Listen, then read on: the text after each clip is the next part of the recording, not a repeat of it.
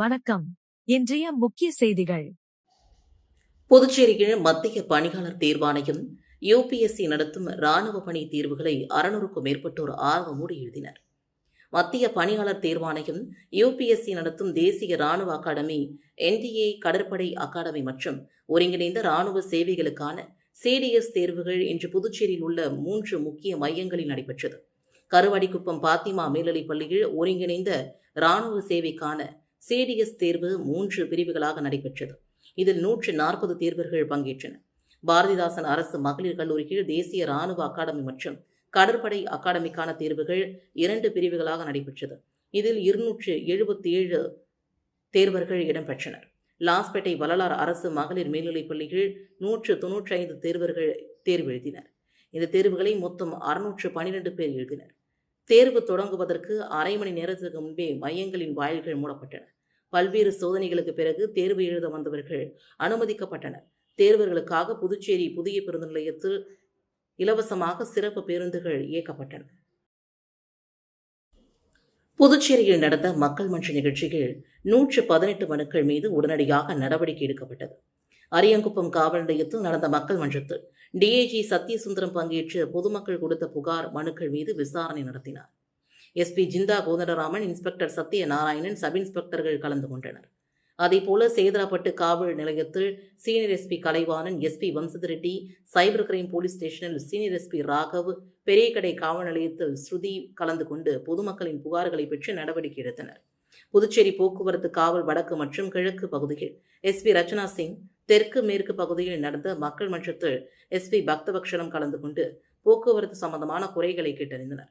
மக்கள் மன்றத்தில் 17 பெண்கள் உட்பட 162 பொதுமக்கள் கலந்து கொண்டனர். 35 புகார் மனுக்கள் பெறப்பட்டு அதில் 18 மனுக்கள் மீது உடனடியாக நடவடிக்கை எடுக்கப்பட்டது.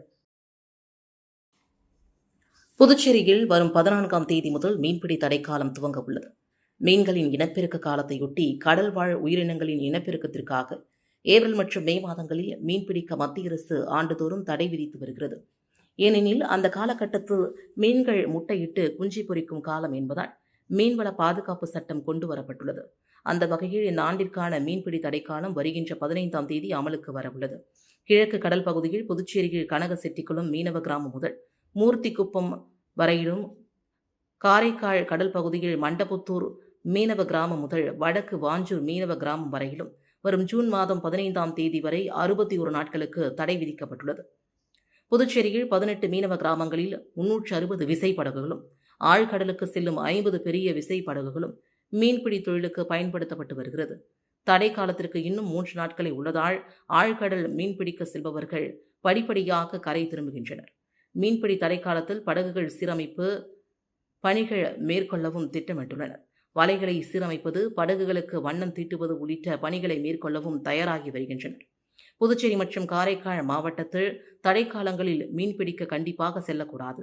முன்னதாக விசை படகுகள், இழுவை படகுகள் என அனைத்தும் வரும் 14ஆம் தேதி இரவு 12 மணிக்குள் கட்டாயம் கரைக்கு திரும்ப வேண்டும் என்றும், இதனை கடைபிடிக்காமல் தடையை மீறினால் கடும் நடவடிக்கை மேற்கொள்ளப்படும் என்றும் மீன்வளத்துறை அதிகாரிகள் மற்றும் அந்தந்த மாவட்ட நிர்வாகத்தினர் எச்சரிக்கை விடுத்துள்ளனர்.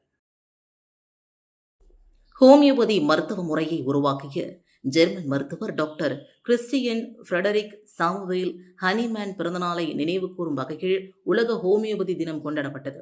ஹோமியோபதி மருத்துவத்தின் தந்தை டாக்டர் சாமுவேல் ஹனிமேன் அவர்களின் 271வது பிறந்தநாளை முன்னிட்டு புதுச்சேரி அரசு ஆயுஷ் இயக்குநரகம், ஹோமியோபதி பிரிவு, சுகாதார மற்றும் நல்வாழ்வு மையம் சார்பில் கோரிமேடு அரசு சுகாதார மற்றும் நல்வாழ்வு மையத்தில் ஹோமியோபதி மருத்துவம் பற்றிய விழிப்புணர்வு நிகழ்ச்சி நடைபெற்றது.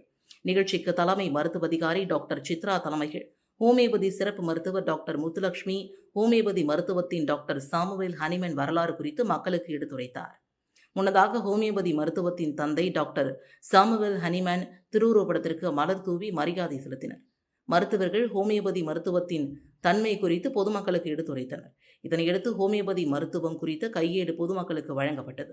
இந்த நிகழ்ச்சியில் மருத்துவமனை செவிலியர்கள், ஊழியர்கள் மற்றும் பொதுமக்கள் பலரும் கலந்து கொண்டு பயனடைந்தனர்.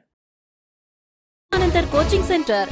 அன்பு மாணவ மாணவிகளே, ஒரு நிமிடம் கவனியுங்கள். நமது Shri Vivekanandar tutorial and coaching centre, school for privates, fully air conditioned with smart classrooms.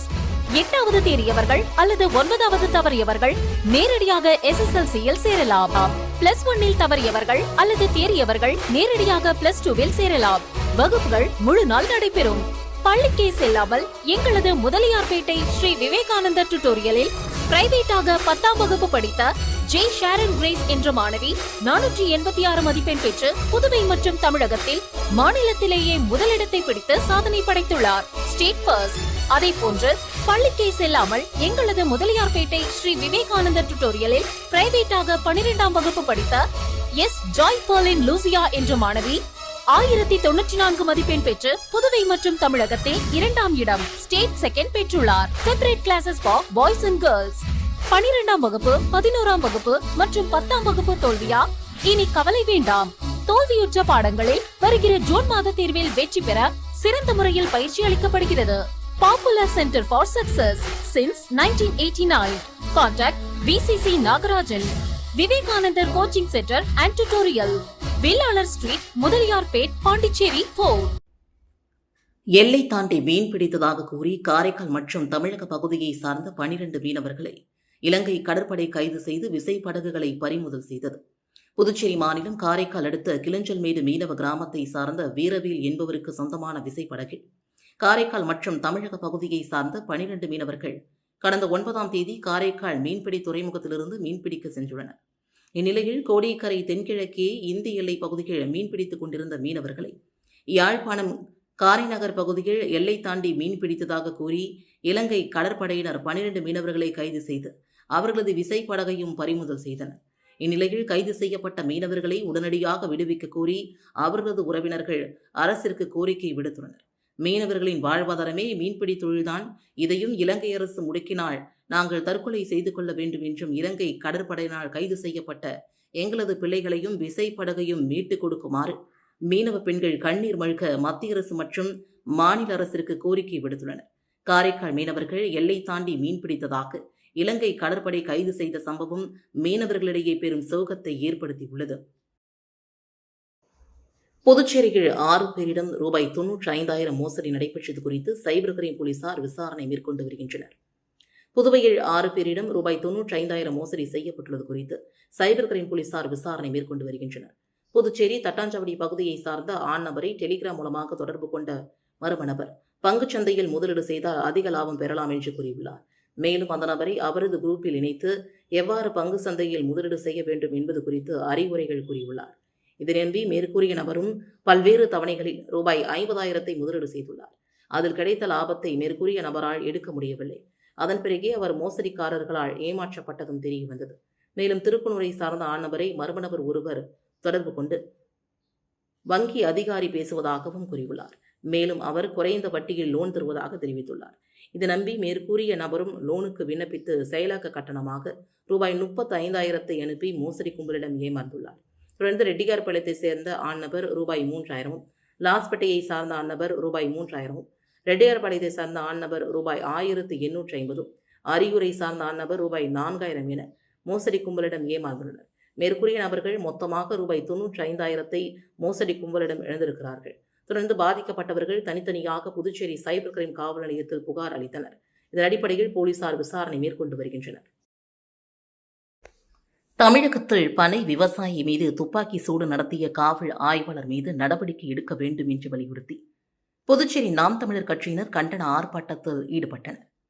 Tenkasi வட்டம் ஆலங்குளம் ஊரில் பனையேரி மணிகண்டன் என்பவரை கடந்த வாரம் தமிழக காவல்துறையை சார்ந்த ஆலங்குளம் துணை ஆய்வாளர் இசக்கி என்பவர் எந்த ஒரு ஆவணமும் இன்றி காரணமும் இன்றி பனை விவசாயி மணிகண்டன் என்பவரை சுட்டு பிடித்துக் கொண்டு சென்றது. தேர்தல் நடைபெற்றுக் கொண்டிருக்கும் நேரத்தில் பொதுமக்களை அச்சுறுத்துவது போல பெரும் பரபரப்பை ஏற்படுத்தியது. இதை சாதி வன்மத்தோடு திட்டமிட்டு செய்த அந்த காவல்துறை அதிகாரியை நிரந்தர பணிநீக்கம் செய்ய வேண்டும் என்பதை வலியுறுத்தி புதுச்சேரி மாநிலம் நாம் தமிழர் கட்சி முதலியர்பேட்டை சட்டமன்ற தொகுதியில் மரப்பாலம் அருகே கண்டன ஆர்ப்பாட்டம் நடைபெற்றது. இதில் பாதிக்கப்பட்ட மணிகண்டனுக்கு அவருடைய குடும்பத்தாருக்கும் உடனடியாக நீதி வழங்க வேண்டும் என்ற கோரிக்கைகளை முன்வைத்து காவல்துறை அதிகாரியை கண்டித்தும் பிற்போக்குத்தனமான தமிழக அரசை கண்டித்தும் கண்டன முழக்கங்கள் எழுப்பப்பட்டன. இந்த நிகழ்ச்சியில் புதுச்சேரி மாநிலம் நாம் தமிழர் கட்சியினர் பெரும் திரளாக பங்கேற்று கண்டன முழக்கங்களை எழுப்பி தங்களுடைய கருத்தினை பதிவு செய்தனர். தங்கம் விலை வார இறுதி நாளான நேற்று பவுனுக்கு ரூபாய் 200 குறைந்தது. தங்கம் விலை கடந்த ஒரு மாதமாக நாளுக்கு நாள் ஏறுவதும் மறுநாள் இறங்குவதுமான நிலையில் இருந்து வருகிறது. அந்த வகையில் நேற்று முன்தினம் தங்கம் விலை உயர்ந்தது. அதாவது கிராமிற்கு ரூபாய் 125 உயர்ந்தது. ஒரு கிராம் ரூபாய் 14,125க்கும், பவுனிற்கு ரூபாய் 1000 உயர்ந்து ஒரு பவுன் ரூபாய் 1,13,000க்கும் விற்பனையானது. வெள்ளி விலையை பொறுத்தவரையில் கிலோவிற்கு ரூபாய் 5,000 உயர்ந்தது. பார் வெள்ளி ரூபாய் 2.65 லட்சத்திற்கு விற்பனையானது. இந்நிலையில் வாரத்தின் இறுதி நாளான நேற்று தங்க விலை சற்று குறைந்தது. அதாவது கிராமிற்கு ரூபாய் 25 குறைந்தது. ஒரு கிராம் ரூபாய் 14,100க்கும், பவுனிற்கு 200 குறைந்து ஒரு பவுன் ரூபாய் 1,12,800க்கும் விற்பனையானது. வெள்ளி விலையில் நேற்று எந்த மாற்றமும் ஏற்படவில்லை. ஒரு கிராம் வெள்ளி ரூபாய் 265க்கும், பார் வெள்ளி ரூபாய் 2.65 லட்சத்திற்கும் விற்பனையானது. இன்று ஞாயிற்றுக்கிழமை என்பதால் தங்கம் மார்க்கெட்டிற்கு விடுமுறையாகும். இதனால் நேற்றைய விலையிலேயே இன்றும் தங்கம் விற்பனையாகும். நாளை திங்கட்கிழமை மார்க்கெட் தொடங்கிய பின்னரே தங்கம் விலையில் என்ன மாற்றம் ஏற்பட போகிறது என்பதும் தெரியவரும். இத்துடன் செய்திகள் நிறைவடைந்தன. வணக்கம்.